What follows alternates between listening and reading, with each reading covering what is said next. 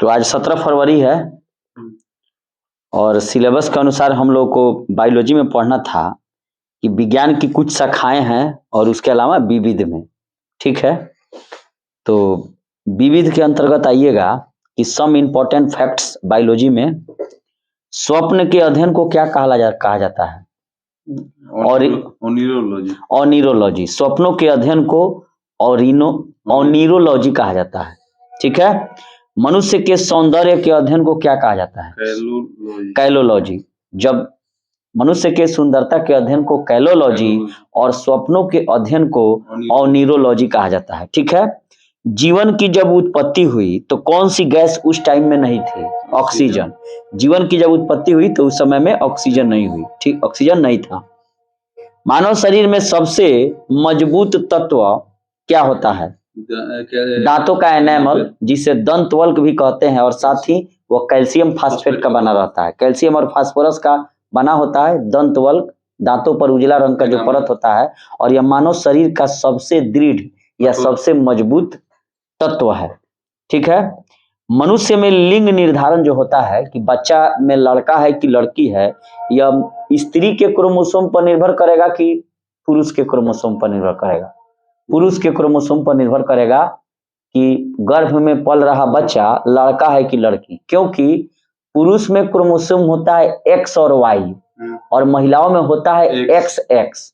तो पुरुष का जब वाई जाके मिलेगा ना महिला से तब जाके लड़का होगा, यानी कि पुरुष का वाई और महिला का एक्स। तो ये पुरुष पर ही डिपेंड करता है कि उसका कौन सा क्रोमोसोम महिला से मिलेगा, ठीक है। तो मनुष्य में लिंग निर्धारण जो है पुरुष के क्रोमोसोम पर निर्भर करता है, न कि स्त्रियों के, ठीक है। सबसे तेज तंत्रिका आवेग होता है, और सबसे तेज जो तंत्रिका आवेग होता है यह कितना किलोमीटर प्रति घंटा होता है? 532 किलोमीटर प्रति घंटा तंत्रिका आवेग की गति होती है, ठीक है। मनुष्य के फेफड़े जो होता है लंग्स, उसका आंतरिक क्षेत्रफल कितना वर्ग मीटर होता है? 93 वर्ग मीटर होता है, जो शरीर के बाह्य क्षेत्रफल का 40 गुना बड़ा होता है। एक प्रकार से बुझी 55 ठीक है। शरीर के भीतर प्रति सेकंड लगभग कितनी लाख कोशिकाएं नष्ट हो जाती हैं? 150 लाख या 150 लाख कोशिकाएं प्रति सेकंड लगभग नष्ट हो जाती हैं। अब बताइए कितना बनती होंगी? स्त्री के गर्भाशय का भार, जिसने कभी संतान न जन्म दिया हो, 50 ग्राम का होता है, ठीक है। और संतान में जन्म देने के बाद स्त्री के गर्भाशय के भार में कितनी वृद्धि हो जाती है? 50 ग्राम का और हो जाएगा। यानी कि जन्म न दिया हो तो 50 ग्राम का गर्भाशय है, और जन्म दे देगी तो 100 ग्राम का हो जाएगा, ठीक है। फिर पुनः बाद में सिकुड़ कर फिर 50 ग्राम का हो जाता है। गुर्दा जो होता है, जिसे किडनी कहा जाता है, उसका वजन कितना ग्राम होता है? 140 ग्राम। मानव के गुर्दे यानी कि किडनी का जो वजन है वो 140 ग्राम है, और वही अगर मस्तिष्क का वजन किया जाए तो 1350 से 1400 ग्राम है। पुरुष के हट का वजन किया जाए तो 300 से 350 है, और वहीं महिलाओं का हट का वजन 50 ग्राम कम होता है। पुरुष में खून की मात्रा जो होती है, एक जवान पुरुष में 5 से 6 लीटर होती है, और महिलाओं में आधा लीटर कम होता है, ठीक है। हृदय की रक्त पंप करने की क्षमता कितना लीटर प्रति मिनट होता है? 4.5 लीटर। यानी कि 1 मिनट में 4.5 लीटर हार्ट जो है रक्त को पंप कर देगा, ठीक है। छोटी आंत कितना मीटर लंबी होती है? 7 मीटर। छोटी आंत 7 मीटर लंबी होती है, और छोटी आंत का जो व्यास होता है वह 2.5 सेंटीमीटर का होता है, ठीक है। यानी कि स्मॉल इंस्टेंटाइन की लंबाई जो है वह 7 मीटर है, और उसका डायमीटर 2.5 सेंटीमीटर है। अगर यही पूछा जाए कि मनुष्य के फेफड़े का आंतरिक क्षेत्रफल कितना होगा? 93 मीटर स्क्वायर, वर्ग मीटर, किलो मीटर स्क्वायर हो गया, ठीक है। शरीर के भीतर ब्लड सर्कुलेशन में कितना सेकंड का समय लगता है? 23 सेकंड। बहुत ही इंपॉर्टेंट प्रश्न है कि शरीर के भीतर रक्त परिभ्रमण में लगभग 23 सेकंड का समय लगता है, ठीक है। संसार का सबसे बुद्धिमान होमिनिड कौन है? मनुष्य है, ठीक है। और इसे होमो सैपियंस कहा जाता है, इसका वैज्ञानिक नाम है, ठीक है। सबसे बड़ा समुद्री पक्षी कौन है? एल्बाट्रॉस है। सबसे बड़ा समुद्री पक्षी एल्बाट्रॉस है, और उसके पंख का फैलाव कितना है? 10 से 12 फीट। 10 से 12 फीट। और इसी एल्बाट्रॉस को रामायण काल में क्या कहा गया है? जटायु। ठीक है। अच्छा, ये जो महिला का मतलब एक जांच किया जाता है, जैसे प्रेगनेंसी स्ट्रिप का नाम आप लोगों ने सुना होगा। प्रेगनेंसी स्ट्रिप से जांच होता है कि महिला जो है वो गर्भ धारण की है कि नहीं, पर पेट में बच्चा माने हुआ है कि नहीं। तो इसका माने कौन सा हार्मोन जो प्लेसेंटा से निकलने लगेगा तब जाके पता चलेगा कि गर्भधारण हुआ है? HCG, यानी कि प्लेसेंटा बनने के आरंभ के समय HCG हार्मोन काफी मात्रा में निकलने लगता है और मूत्र में भी उत्सर्जित होने लगता है, और इसी समय मूत्र की जांच से HCG हार्मोन अगर पाई जाती है तो यह पाया जाता है कि महिला गर्भधारण कर चुकी है। ठीक है, क्लियर है? और बच्चे का जो भोजन ग्रहण करता है वो प्लेसेंटा के माध्यम से ही करता है। ठीक है।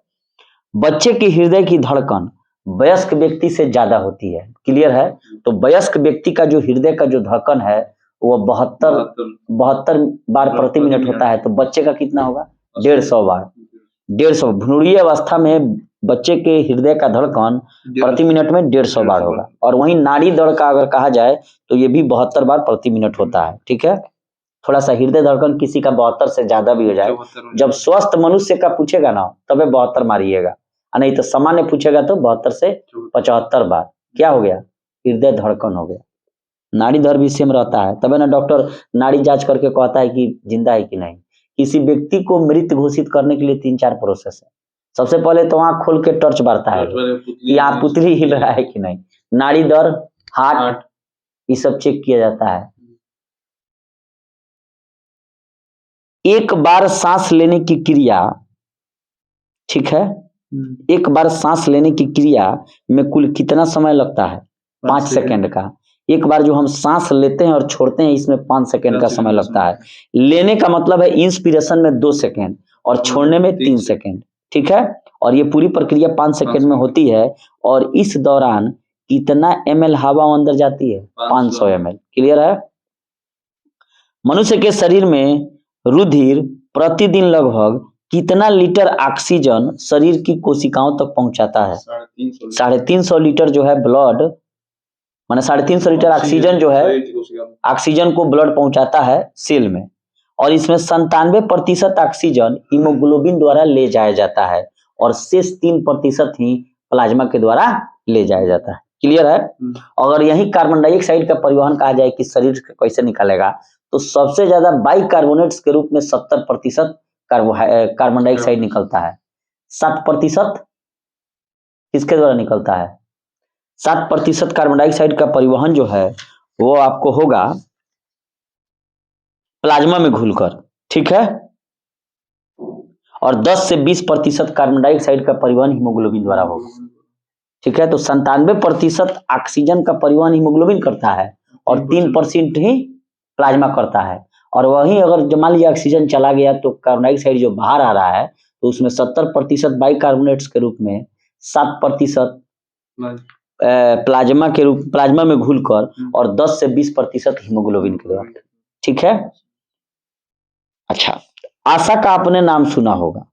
आशा कार्यकर्ता जो गांव में चुनी जाती हैं और लगभग 1000 की जनसंख्या पर एक महिला सामाजिक कार्यकर्ता चुनी जाती हैं, जो महिलाओं एवं बच्चों से संबंधित सामाजिक एवं प्राथमिक स्वास्थ्य के लिए जागरूकता पैदा करने के लिए राष्ट्रीय ग्रामीण स्वास्थ्य मिशन के अंतर्गत चुनी जाती हैं। तो ये आशा जो महिला कार्यकर्ता है इसका फुल फॉर्म क्या है?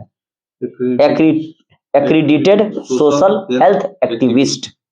1000 जनसंख्या पर एक आशा कार्यकर्ता चुनी जाएगी जो बच्चों एवं महिलाओं के सामाजिक एवं प्राथमिक स्वास्थ्य से संबंधित जागरूकता को फैलाएंगे।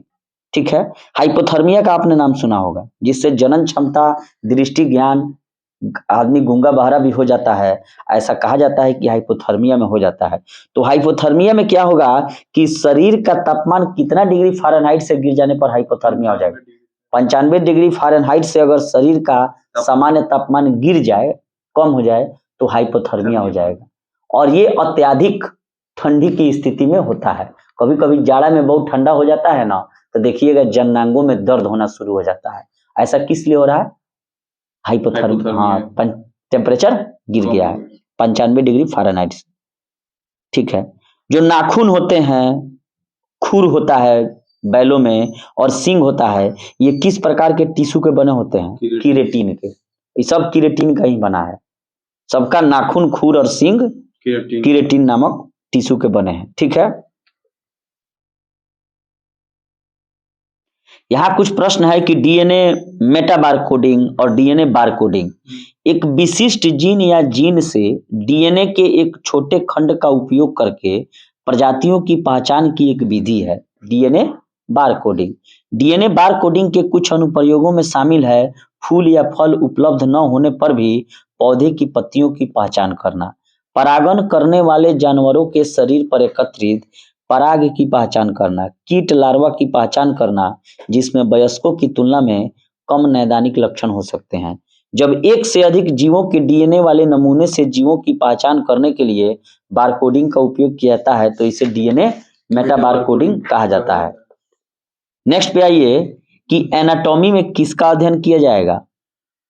जीव विज्ञान की शाखा। शरीर की आंतरिक संरचना, शरीर जो होता है उसके आंतरिक संरचना का अगर अध्ययन करना हो तो ये एनाटॉमी इंटरनल हाँ कहलाएगी। ठीक है, एंथ्रोपोलॉजी, एंथ्रोपोलॉजी में होता है कि मानव का विकास कैसे हुआ, रीति रिवाज क्या है, मानव का इतिहास क्या है, परंपराओं से संबंधित अध्ययन को एंथ्रोपोलॉजी कहा जाता है। और वहीं एनाटॉमी में शरीर की आंतरिक संरचना। ठीक है, एस्ट्रोलॉजी, एस्ट्रोलॉजी से तो ज्योतिष विज्ञान एस्ट्रोलॉजी को। ठीक है, एस्ट्रोनॉमी आइए, खगोलीय पिंडों का अगर अध्ययन करना हो, चंद्रमा सूर्य जैसे खगोलीय पिंडों का, तो उसको एस्ट्रोनॉमी कहेंगे।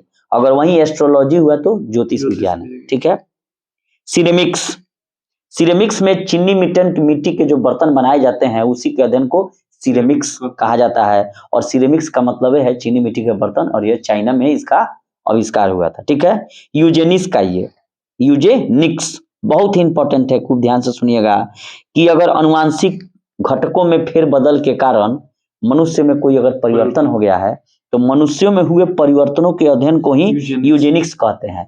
और मनुष्य जाति का अगर डेवलपमेंट करना हो तो उसे यूथेनिक्स कहा जाता है, उसमें थ रहेगा। क्लियर है? एपिडेमियोलॉजी, एपिडेमियोलॉजी में महामारी, और ये क्या था? कोविड-19 में यही आया था। एपिडेमियोलॉजी में महामारी रोग का अध्ययन। एरेनियोलॉजी में मकड़ों का अध्ययन किया जाता है।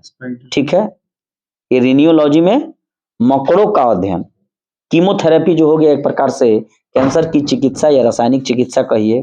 कॉस्मोलॉजी, यह समस्त ब्रह्मांड का अध्ययन करने वाली विज्ञान की एक शाखा है। कॉस्मोलॉजी, ब्रह्मांड के अध्ययन को हम लोग कॉस्मोस भी कहते हैं। क्लियर है? ब्रह्मांड के अध्ययन को हम लोग कॉस्मोस कहते हैं। तो उसी से यह बना है कॉस्मोलॉजी, जिसमें समस्त ब्रह्मांड का अध्ययन करने वाली विज्ञान है। क्लियर है? नेक्स्ट बताइएगा लोग, क्रायोजेनिक्स। क्रायोजेनिक्स में यह होता है कि जो भी मतलब निम्न तापीय स्तर पर जो क्रियाएं होती हैं उसी को हम लोग क्रायोजेनिक्स कहते हैं। यानी कि काफी कम टेम्परेचर पर भी कोई मतलब चीज में आग लगा देना, उसे ही क्रायोजेनिक्स कहा जाता है। माने ऐसा ईंधन जो काफी कम टेम्परेचर पर भी उसमें आग लग जाए। अब जैसे मान लीजिए पेट्रोलियम है तो कम टेम्परेचर पर तो आग लगेगा नहीं, तो ये कहाँ जाएगा? आप जानते हैं कि जितना ऊपर जाइएगा वहां पर टेम्परेचर कम होता जाएगा। तो सैटेलाइट जो भेजा जाएगा तो उसके लिए क्या चाहिए? क्रायोजेनिक इंजन चाहिए। और यही भारत मांग रहा था किससे? अमेरिका से, रसिया से, फ्रांस से, लेकिन इन लोग देशों ने हमको नहीं दिया। इसरो को नहीं मिला तो 1996 में ही रसिया कहा कि हम दे देंगे, लेकिन अमेरिका के दबाव के चलते नहीं दिया। होते जाते कहा कि 99 में देंगे, 99 में नहीं दिया। तो 2001 में कौन थम्बू दरई एगो फिल्म बना है साउथ में, रॉकेटरी, आर माधवन का बना है, जिस वैज्ञानिक का रोल अदा किए हैं वही क्रायोजेनिक इंजन को बनाए थे और इंडिया बना लिया। जानते हैं इंडिया जो क्रायोजेनिक इंजन को बनाया वो कौन चीज से चलेगा? किरासन के तेल से, मिट्टी के तेल से। हाँ, वो अमेरिका का साजिश था। 1 करोड़ रुपया जो है सो कि कितना दो रुपया उनको मैंने दिया गया है उनके, मैंने चूंकि उनका लाइफ में खराब हो गया भाई, बदनामी पेनाल्टी के रूप में भारत सरकार उनको दिया है। तो इसरो क्या किया कि मैंने क्रायोजेनिक इंजन को बना लिया जो मिट्टी के तरह से जाएगा। तो क्रायोजेनिक का सीधे मतलब क्या है कि निम्न ताप के विभिन्न प्रयोगों और नियंत्रणों के अध्ययन को क्रायोजेनिक कहते हैं। लो टेम्परेचर, ठीक है। इकोलॉजी, इकोलॉजी का मतलब हो गया क्या, पर्यावरण परिस्थितिकी, ठीक है। इकोलॉजी मतलब पर्यावरण परिस्थितिकी का अध्ययन, ठीक है। ये ऐसे चीजें हैं जिसको डायरेक्ट रूप से आपको याद करना ही पड़ेगा, इसका कोई इलाज नहीं है। एंटोमोलॉजी, एंटोमोलॉजी में क्या हो जाएगा, कीट पतंग, कीटों के अध्ययन को एंटोमोलॉजी कहते हैं, कीट पतंग, ठीक है। अब आइए एपिडेमियोलॉजी, एपिडेमियोलॉजी में वही हो गया इपिडेमिक, वही महामारी वाला, ठीक है। एक्स बायोलॉजी काफी इंपॉर्टेंट है, कहने का मतलब है कि एक्स बायोलॉजी, पृथ्वी को छोड़कर अगर बाह्य ग्रहों पर अगर आपको जीवन की खोज करना हो तो इसके लिए हम लोग एक्स बायोलॉजी का विभाग में हम लोग जाएंगे, उसका अध्ययन करेंगे। जियोलॉजी, आइए जियोलॉजी का मतलब हो गया कहाँ, जैसे जियोथर्मल बना है भूतापीय, यानी कि भूमि के अंदर जो टेम्परेचर है उसका उपयोग पूगा घाटी लद्दाख में किया जा रहा है ना, हिमाचल प्रदेश में भी भूतापीय ऊर्जा का उपयोग किया जा रहा है, जो जमीन के अंदर जो मतलब क्या बोलते हैं उसको, ईंधन है। तो उसी तरह यह जियोलॉजी का मतलब क्या हो गया, भूमि के अंदर भूगर्भ संबंधी अध्ययन, क्लियर है। जेरेंटोलॉजी, जेरेंटोलॉजी में बूढ़े व्यक्तियों का यानी कि वृद्धावस्था का अध्ययन को जेरेंटोलॉजी कहा जाता है। हॉर्टिकल्चर आप लोग जानबे करते हैं, फल फूल साग सब्जी बाग बगीचा ये सब कीजिए, हॉर्टिकल्चर है। हाइड्रोपैथी डायरेक्ट हो गया, हाइड्रोपैथी जैसे एलोपैथी अंग्रेजी दवा, होम्योपैथी वही जड़ी बूटी वाला दवा, और हाइड्रोपैथी का हाइड्रो माने पानी या पैथी माने इलाज, यानी पानी के द्वारा चिकित्सा को हाइड्रोपैथी कहते हैं, क्लियर है। हाइजीन, आइए स्वास्थ्य की देखभाल करने वाला यह स्वास्थ्य का विज्ञान है, हाइजीन। होलोग्राफी तो आप लोग जानबे करते हैं, प्रत्येक किताब के ऊपर एक होलोग्राम होता है और जिससे 3 डायमेंशनल चित्र बनता है, तो वही होलोग्राफी जैसे इसमें है, देखिए रहे चमक रहा है प्रकाश पड़ने पर, कैसा टोटल इंटरनल रिफ्लेक्शन हो रहा है।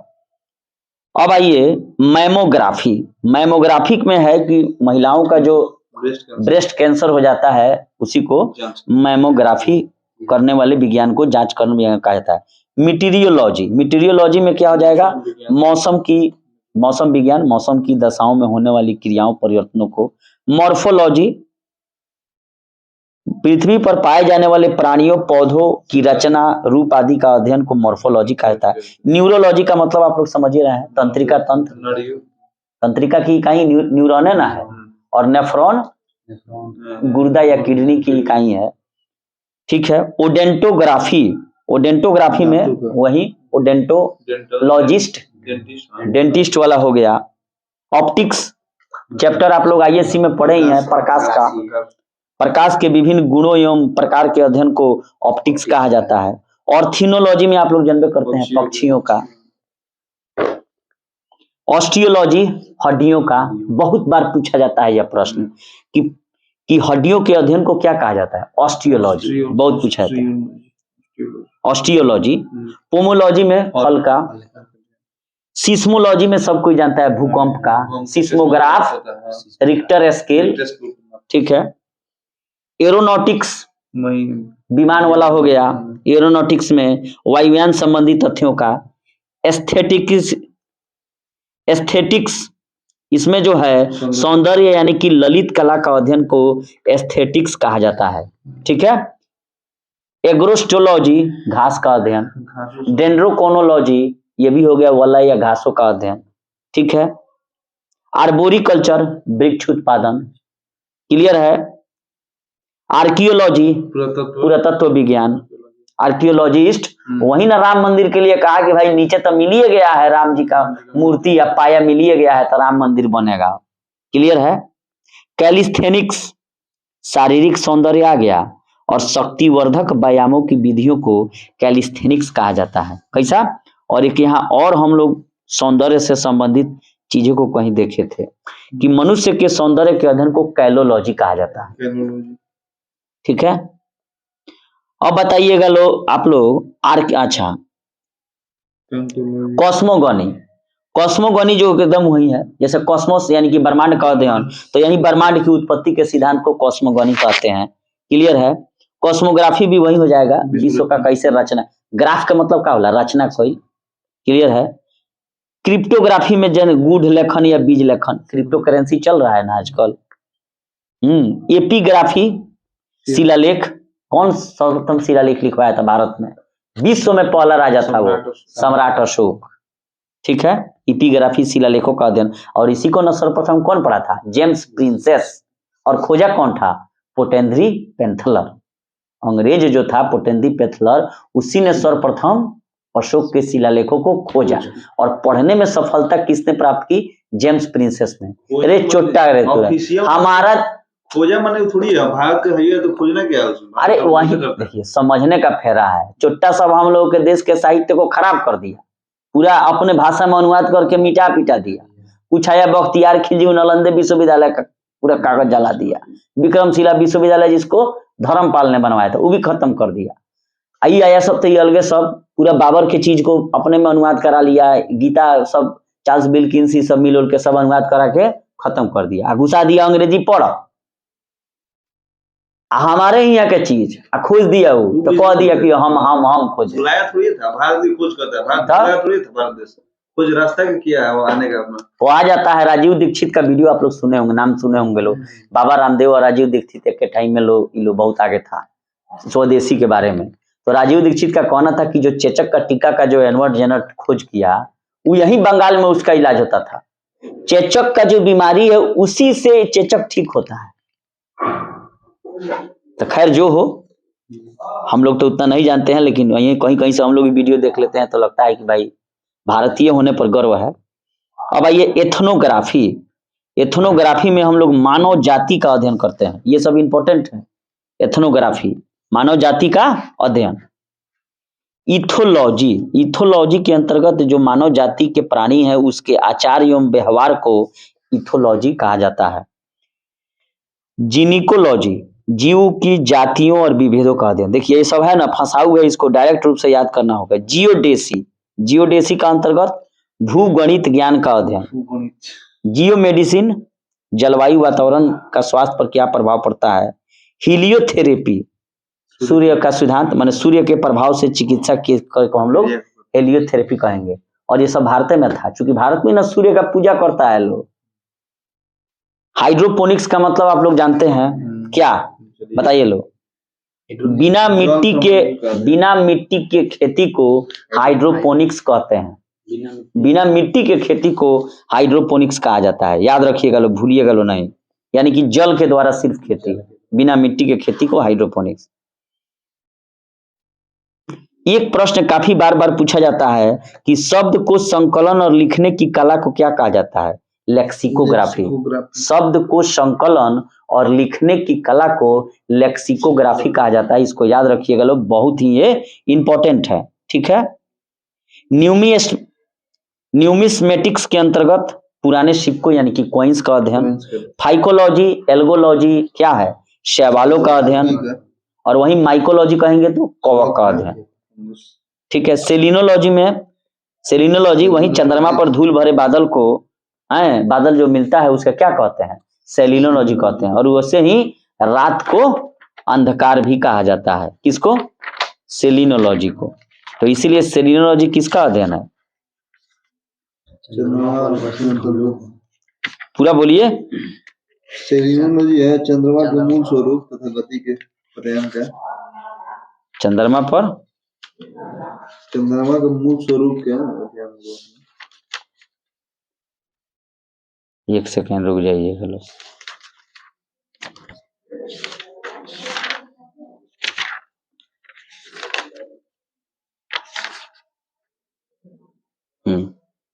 देखिए चंद्रमा की सतह और उसकी आंतरिक स्थिति का अध्ययन करने वाला विज्ञान सेलेनोलॉजी कहलाता है।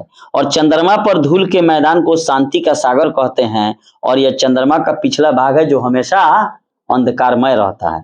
तो यहाँ से सेलिनोलॉजी का क्या मतलब था कि चंद्रमा के मूल स्वरूप और उसके गति का वर्णन। चंद्रमा पर गुरुत्वाकर्षण नहीं है, इसलिए व्यक्ति वहां छलांग लगाता है, क्योंकि उसके अणुओं के बीच का माध्य मूल वर्ग अनुपाती है। यहाँ पर वहां जाइएगा तो कूद कूद के जाइएगा। और चंद्रमा पर उतरने वाला पहला व्यक्ति कौन था? अमेरिका का था नील आर्मस्ट्रांग। दूसरा व्यक्ति एडविन एल्ड्रिन, जो अपोलो 11 अंतरिक्ष यान से गए थे। ठीक है, अपोलो का 11वां अंतरिक्ष यान था वो। बताइए, अब बताइए लोग, सेरीकल्चर में किसका? रेशम पालन या रेशम उत्पादन। ठीक है, टेलीपैथी का मतलब क्या होता है? टेलीपैथी मानसिक संक्रमण प्रक्रिया का टेलीपैथी। हिप्नोलॉजी में नींद का अध्ययन किया जाता है। नींद लागत है बहुत ज्यादा। और नींद कैसे? देखो, सोने की बीमारी सीसी मक्खी। ठीक है, टिप्रोसोना क्या है उसका? टिप्रेसोनोमा है, ट्रिप्रेनोसोमा परजीवी का नाम है और मस्तिष्क प्रभावी होगा और सीसी मक्खी टीएससी मक्खी काटेगी, बहुत नींद लगेगा। और एक और है काला जार, जिससे अस्थि मज्जा प्रभावित होगा और उसके परजीवी का नाम है लिस्मेनिया डोनावानी। और ये बालू मक्खी, सैंड फ्लाई या सिक्टा मक्खी के काटने से होगा, तेज बुखार आएगा। टॉक्सिकोलॉजी के अंतर्गत विष का अध्ययन किया जाता है। ठीक है, तो इस प्रकार हमने जो है पूरे बायोलॉजी को एक चाल हम लोग पढ़ लिए। ठीक है, और कल से शुरू होगा केमिस्ट्री।